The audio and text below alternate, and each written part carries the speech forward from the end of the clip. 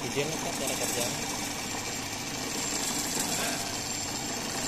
Assalamualaikum warahmatullahi wabarakatuh. Saya Aryadi Pratama, NIM 21074004. Sini saya akan menjelaskan cara kerja serta fungsi-fungsi dari komponen dari air brake servo system. Untuk cara kerjanya yaitu ketika saat pedal rem diinjak, brake valve akan terbuka dan reserve valve menutup.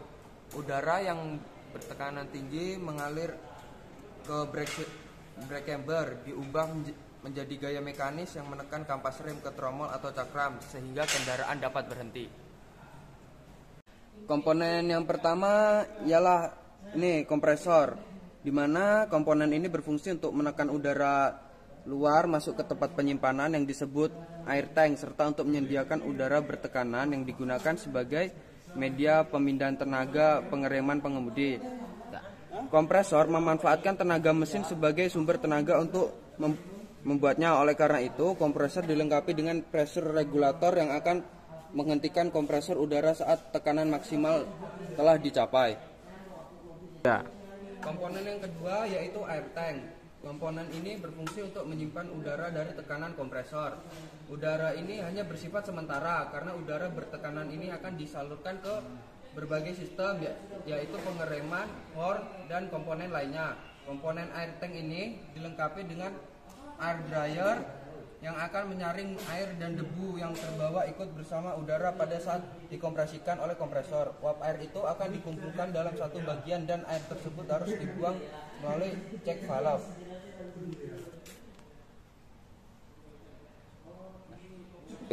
Komponen selanjutnya yang ini adalah brake valve, yaitu komponen yang terdiri dari pegas dan rangkaian katup. Brake valve akan membuka dan menutup aliran udara bertekanan dari air tank ke brake camber.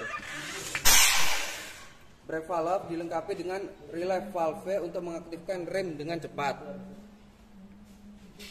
Komponen yang selanjutnya ada di dalam sini yaitu brake lining atau sering kita sebut dengan kampas rem. Umumnya truk menggunakan sistem rem tromol sehingga tuas dari brake camber diteruskan dengan mekanikal untuk menggerakkan kampas rem. Kanvas rem berfungsi sebagai bidang gesek dengan tromol rem pada saat terjadi proses pengereman.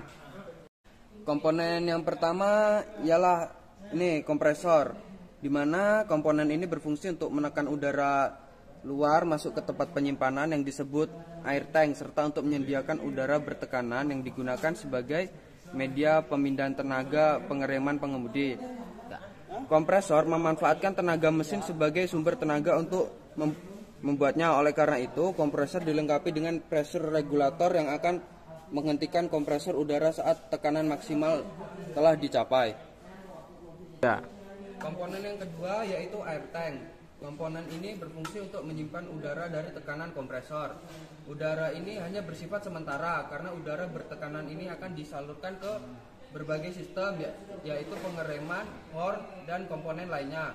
Komponen air tank ini dilengkapi dengan air dryer yang akan menyaring air dan debu yang terbawa ikut bersama udara pada saat dikompresikan oleh kompresor. Uap air itu akan dikumpulkan dalam satu bagian dan air tersebut harus dibuang melalui check valve.